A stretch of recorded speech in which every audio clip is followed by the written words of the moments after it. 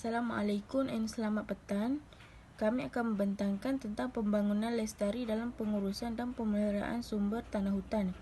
Grup kami terdiri daripada Nur Haslina binti Yudhistira, Aisyah binti Zakaria, Lau Shenche, Maria Nabilah binti Azhar, Nur Wahidah Farisha binti Zolarman, Li Yinchin, Lim Ching Yong, Nur Ali bin Zaina dan saya Nur Batrisha binti Abdullah.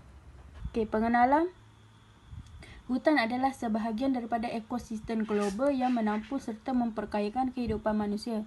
Ekosistem hutan seperti tanah, tumbuhan, atmosfera, flora dan fauna merupakan satu kitaran yang kompleks. Pengurusan dan pemeliharaan sumber hutan penting bagi mengekalkan sumber sentiasa berterusan daripada kepupusan. Untuk anggaran perbelanjaan hijau adalah tiada perbelanjaan digunakan kerana hanya memerlukan poster dan media sosial. Hari ini kerana poster yang dibuat adalah bertype di dalam komputer di mana tidak menggunakan sebarang pembelanjaan duit seperti membeli kertas, banner atas baliknya. Selepas itu poster yang siap akan diedarkan ke media sosial seperti Telegram, WhatsApp, Facebook dan Instagram untuk mendapatkan maklum balas dari orang ramai tentang pemeliharaan sumber tanah hutan. Seterusnya adalah maklum balas. Maklum balas ini adalah maklum balas daripada orang ramai terhadap sumber penggunaan tanah hutan, di mana kami berjaya memupuk pengetahuan dan kesedaran orang ramai terhadap kepentingan alam sekitar serta pemeliharaan sumber tanah hutan juga dapat menjadikan masyarakat yang prihatin kepada alam sekitar.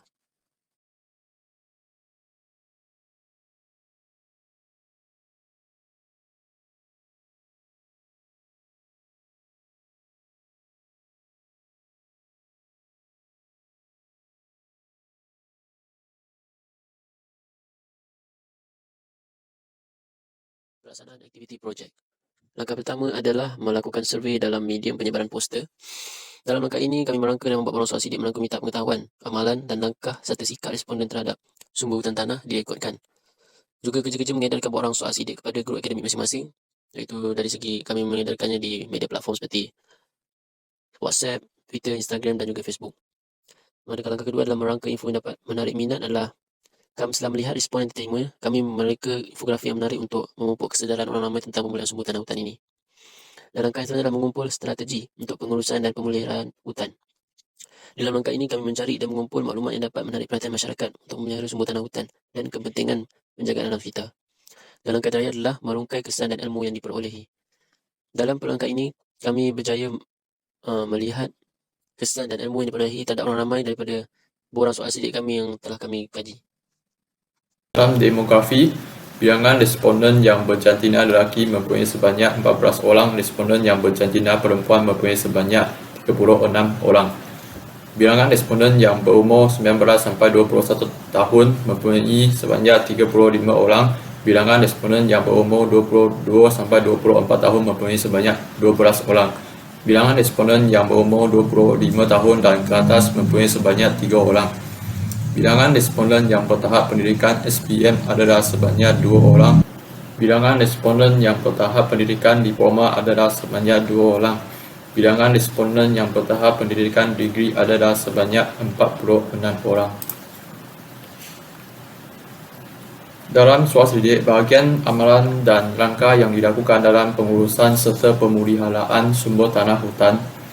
Kebanyakan responden setuju melakukan amalan yang baik dalam pengurusan serta pemeliharaan sumber tanah hutan. Terdapat 23 orang responden setuju mengamalkan proses kita semula iaitu 3A. Reduce, reuse dan recycle. 15 orang responden setuju mengelakkan penggunaan beg plastik semasa membeli belah. 17 orang responden setuju menyertai program berkaitan isu-isu alam sekitar. 23 orang responden setuju mengamalkan penggunaan produk hijau dan 22 orang responden setuju tidak membeli produk yang mempunyai pembungkusan plastik yang berlebihan. Terdapat 14 orang responden memanggul balas bahawa program berkaitan isu-isu alam sekitar yang pernah sertai. Program yang kerap disertai oleh responden adalah program 3A dan program potong royong. Dalam penilaian soal selidik ini, kami menggunakan 5 sebagai sangat setuju, 4 sebagai setuju, 3 sebagai kurang setuju, 2 sebagai tidak setuju, dan 1 sebagai sangat tidak setuju. Untuk memahamikan persetujuan responden terhadap soalan-soalan tersebut. Bahagian ini adalah tentang bahwa tahap pengetahuan dalam pengurusan dan pemeliharaan sumber tanah hutan. Bagi soalan pertama, adakah Anda mengetahui tentang punca pencemaran terhadap sumber tanah hutan? Penilaian yang dipilih oleh responden yang paling sedikit adalah tidak setuju, yaitu tiada responden memilih penilaian tersebut. Selain itu, kebanyakan orang responden memilih setuju, yaitu 26 responden atau 52%. Bagi soalan kedua, saya berasa puas hati apabila dapat menyertai sebarang program penanaman pokok di sekolah dan tempat awam. Terdapat 28 orang responden memilih setuju, 12 orang responden memilih setengah setuju, 9 orang responden memilih kurang setuju, dan seorang responden memilih sangat tidak setuju.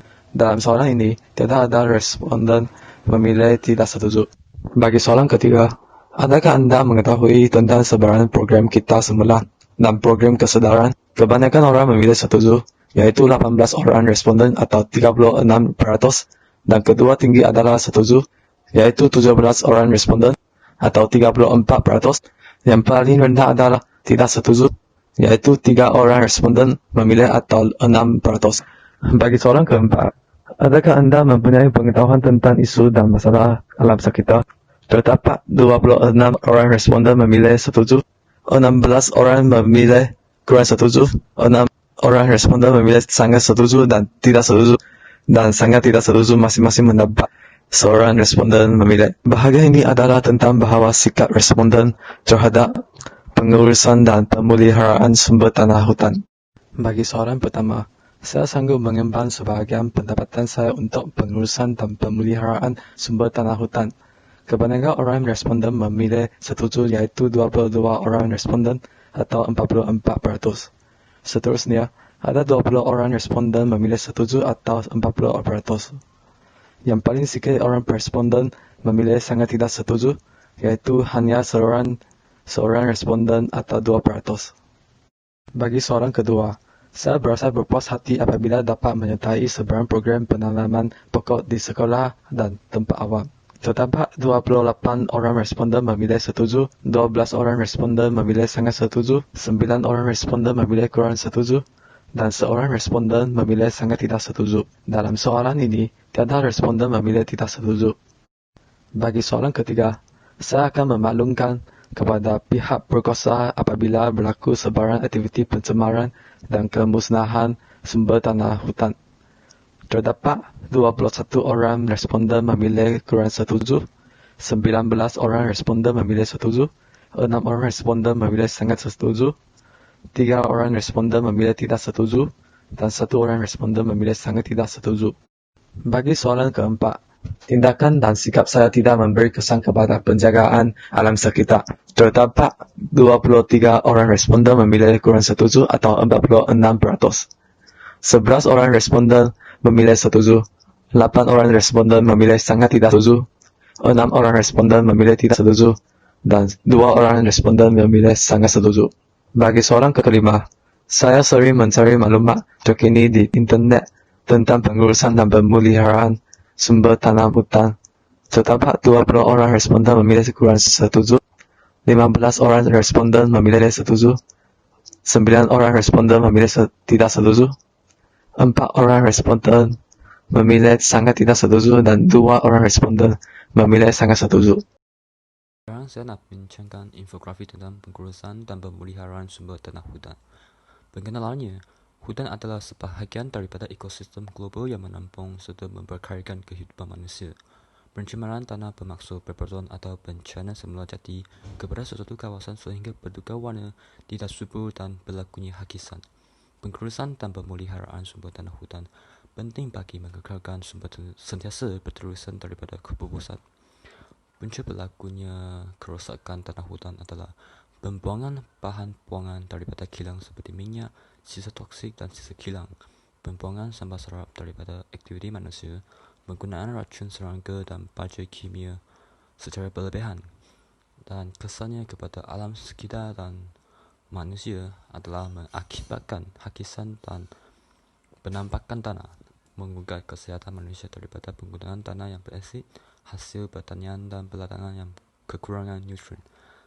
Akhir sekali, langkah untuk mengatasi masalah ini adalah dengan menggunakan teknologi pam dan rawatan melalui sistem rawatan, menggunakan rawatan termal melalui pembakaran untuk menghasilkan tanah yang baru, mengawal aktiviti pembinaan, pelumpungan dan pempelakat.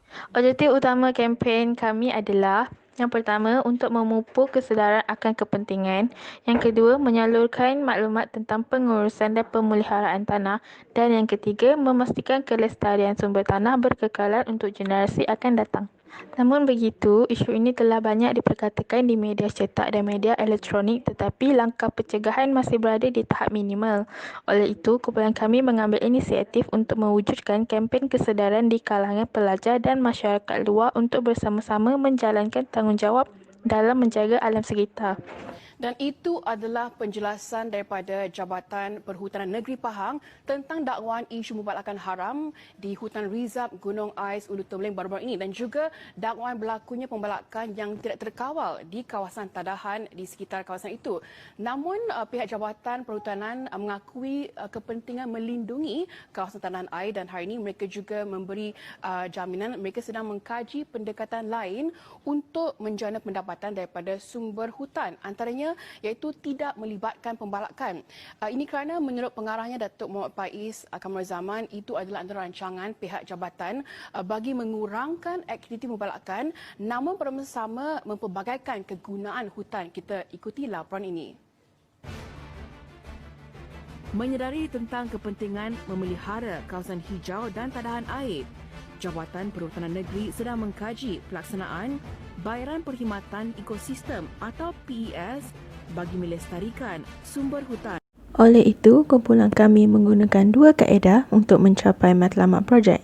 Yang pertama adalah melalui soal selidik. Soal selidik ini berfungsi untuk mengumpul maklumat tentang ilmu pengetahuan, amalan dan juga sikap terhadap pengurusan dan pemeliharaan sumber tanah hutan.